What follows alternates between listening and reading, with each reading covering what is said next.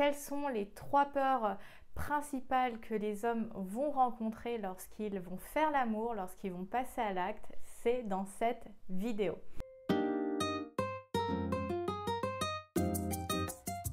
Bonjour à toutes et à tous, ici Sarah Zerbib, plaisirologue et psychologue. Je suis ravie d'aborder ce sujet des peurs masculines au moment de l'acte parce qu'on a très souvent des vidéos qui vont parler des peurs des femmes, des blocages des femmes. Alors il y a des vidéos qui sont en préparation sur ces thématiques qui sont quand même super importantes et que j'ai envie de vous partager. Mais aujourd'hui j'avais vraiment envie de parler de ces sujets-là parce qu'ils reviennent très souvent dans ma pratique avec voilà, les personnes que j'accompagne et je me suis dit que j'allais mettre les pieds dans le plat. Alors sans plus attendre, une peur, c'est la peur chez les hommes, c'est le fait de ne pas réussir à bander, le fait de ne pas avoir une érection. C'est vraiment la peur numéro 1 des hommes quand voilà, ils passent au lit avec une femme qu'ils apprécient, qu'ils aiment bien. Il y a vraiment cette pression et ce souci de la performance, de la voir bien dure. J'ai envie de lancer aussi à vous mesdames, quand vous êtes face à un homme qui n'arrive pas à bander, on est nous aussi en tant que femmes conditionnés et je pense que c'est important de se rappeler que la majorité du temps, le sexe des hommes n'est pas du tout au garde à vous. Il est plus souvent mou que dur. Et dans la représentation qu'on en a dans notre société, on n'a que des aubergines dressées. C'est-à-dire que ça soit les tags ou les dessins sur les tables du lycée, que ça soit sur les murs de la cité ou autre, on a toujours affaire à des phallus érigés. Ce n'est pas représentatif de la réalité. Et je pense que c'est important d'en venir à érotiser tout le corps de l'homme, et déjà pas juste son pénis, mais érotiser tout le corps de l'homme et se rappeler qu'on peut avoir accès à du plaisir, à un moment de partage charnel à deux, même quand il n'y a pas d'érection. Et bien sûr, on peut se dire, voilà, c'est frustrant, on ne va pas réussir à faire le sacro-saint acte de la pénétration. Mais il n'y a pas que ça dans la vie.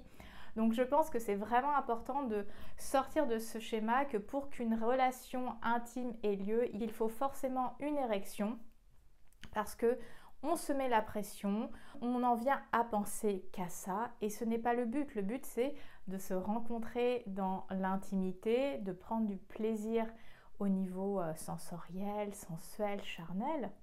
L'érection est secondaire finalement. Le deuxième point qui est quand même associé au premier, on reste toujours dans des peurs associées à la performance, ça va être la peur de venir trop vite. C'est-à-dire que quand l'excitation est à son paroxysme, quand voilà, on a très envie, on peut avoir cette peur de venir trop vite, d'éjaculer trop vite et il y a vraiment cette pensée que beaucoup d'hommes portent, qu'ils sont précoces alors que fondamentalement, médicalement, ils ne sont pas du tout éjaculateurs précoces. Mais parce que au bout de 5, 10, 15 minutes, ils éjaculent, ça y est, ils se mettent un peu l'étiquette de précoce alors que pas du tout. Et je pense que c'est important de se rappeler qu'un rapport ne se finit pas à l'éjaculation masculine. Bien sûr, ton partenaire peut avoir éjaculé, peut avoir eu son orgasme et on continue à jouer. Alors oui, il peut y avoir le coup de bambou après l'éjaculation, c'est une réaction physiologique. On se fait des petits câlins, des petites papouilles, on passe ce petit moment d'aftercare et après, let's go, on y retourne et on peut peut-être aussi à ce moment-là centraliser tout sur le plaisir féminin pour amener votre partenaire à l'explosion elle aussi si elle est disposée, si elle est dans le mood, etc. Donc je pense que c'est important de se rappeler que par rapport aux schémas dans lesquels on a tous été pris, comme quoi le rapport généralement s'arrêtait avec la jouissance, on n'est pas obligé de continuer d'alimenter ce schéma-là et on peut aussi s'amuser à faire autrement, à casser justement ces codes, à casser ces schémas et à se dire que en fait tout est possible, peu importe dans l'ordre dans lequel ça se passe en fait. C'est vraiment important de sortir de ce schéma-là. Si vous avez peur de venir trop vite, peut-être organiser aussi le rapport différemment pour centrer vos actions et vos stimulations sur le plaisir de votre partenaire, l'inviter à peut-être moins vous stimuler au niveau pubien, peut-être plus au niveau périphérique, les épaules, le torse, etc. Les jambes, l'arrière des genoux, le cou, la bouche, enfin vraiment utiliser tout le corps comme un terrain de jeu et peut-être éviter la zone pubienne si vous vous sentez un petit peu en tension et vous centrer sur le plaisir de votre partenaire pour justement vous détendre, vous dire que ça y est, vous avez du temps et que vous allez pouvoir donner du plaisir à votre partenaire, peut-être la voir atteindre son paroxysme à elle et après vous laisser aller à votre jouissance. Ce qui m'amène à la troisième peur qu'on observe énormément chez les hommes, à nouveau dans la question de la performance, ça va être la peur de ne pas satisfaire leur partenaire, de ne pas savoir lui donner du plaisir, de ne pas la combler.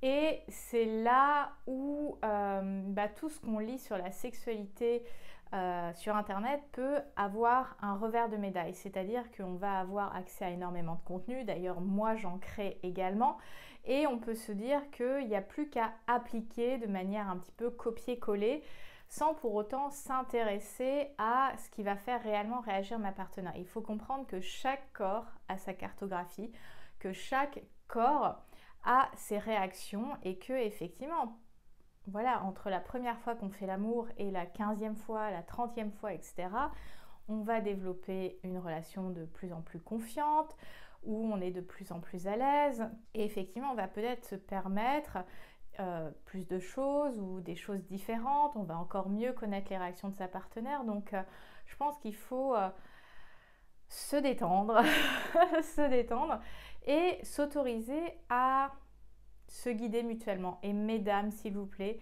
osez prendre de la place dans la chambre à coucher. Ce n'est pas à l'homme de vous guider, c'est aussi à vous de guider l'homme dans votre plaisir. Et ça, c'est une vraie déconstruction en termes de société qu'il est nécessaire et urgent de faire. C'est-à-dire que nous, les femmes, on a été conditionnées pour ne prendre pas trop de place. Et on ne prend pas trop de place non plus dans la chambre à coucher. Et je pense que c'est extrêmement important que de remplir l'espace, de dire non, là ça ne me plaît pas, oui ça me plaît, ça est plutôt comme ça, de guider. Alors verbalement ça peut être parfois un petit peu compliqué, mais sinon prenez la main et montrez comment vous voulez faire, parce que je pense que ça rassure énormément les hommes que d'être guidés dans notre plaisir, parce que on va dire, la majorité des hommes veulent quand même nous faire plaisir, veulent qu'on profite de ce moment, qu'on kiffe en fait tout simplement, et aidons-les en fait tout simplement, qu'on leur montre où est notre clitoris, qu'on leur montre peut-être comment on aime être touché au niveau de la poitrine, et ça facilite les échanges et ça permet de se sortir de la pression de oh là là, qu'est-ce que je vais pouvoir faire, qu'est-ce que je pourrais lui faire pour qu'elle profite, qu'elle prenne son pied, etc. Donc cette troisième peur au niveau de satisfaire sa partenaire, elle est quand même très très présente. Et messieurs, détendez-vous. Le but n'est pas de striker systématiquement. L'objectif du rapport intime, c'est pas l'orgasme, c'est de passer un bon moment ensemble. L'orgasme, qu'il soit masculin ou féminin, c'est la cerise sur le gâteau. Le principal, c'est de co-créer un espace de plaisir ensemble. Et on se met tellement la pression autour de l'orgasme qu'il en perd sa saveur en fait. Parce que coucher pour avoir un orgasme, excusez-moi, mais l'ennui quoi. Autant utiliser sa main, des objets, on a aussi vite fait et c'est très bon comme ça. Donc faire l'amour à deux, c'est le faire ensemble. C'est pas juste moi qui vais apposer des techniques et qui veut arriver au point culminant. Non, c'est d'aller à la rencontre de l'autre. Et aller à la rencontre de l'autre, c'est sortir de la performance, c'est sortir de « ah tiens, je connais telle technique ». C'est d'être curieux et curieuse envers le corps de l'autre. Et j'ai envie de rajouter une petite peur bonus qui est quand même assez présente, mais finalement peut être assez vite rassuré, c'est aussi quelque chose qu'on trouve chez les femmes, la peur de ne pas être normale, de la voir trop petite. On est à nouveau sur la représentation au niveau du pénis masculin, du porno, comment ça a impacté notre imaginaire physique, érotique, etc. Et il faut absolument le redire, ce n'est pas la taille qui compte. Effectivement, il y a un petit peu ce mythe autour de plus c'est grand, plus c'est bon. Non, pas nécessairement, parce que la taille peut être aussi source de douleur chez les femmes. Et il faut savoir que l'anatomie féminine, on n'a pas de trou. On a une fente, on a une cavité, certes au niveau vaginal. C'est extensible jusqu'à une certaine mesure et c'est pas 20 cm, c'est une dizaine de centimètres. Donc la majorité des pénis en érection sont largement dans la norme pour nous faire plaisir. Et c'est un rappel, c'est pas tant la taille, c'est la manière aussi dont on s'en sert. Et c'est aussi faire preuve de curiosité, qu'on peut stimuler la vulve d'une femme autrement que juste par son pénis. Il y a plein de choses qu'on peut faire et rassurez-vous, ce n'est pas la taille qui compte. Alors oui, il y a des pénis de tailles différentes, de largeurs différentes, de couleurs différentes, avec des pilosités différentes. L'important, c'est que vous vous sentiez bien dans votre corps, avec vos attributs, comme une femme avec sa poitrine, sa vulve, etc. Et juste de se détendre, parce que quand il y a du désir, c'est pas tant la taille qui va compter. Voilà ce que je voulais vous partager aujourd'hui autour des peurs fondamentales que les hommes vont avoir dans la chambre à coucher. Je pense que c'est important de le partager afin de décomplexer l'intimité et surtout de relâcher la pression, parce que le plaisir se vit sans pression.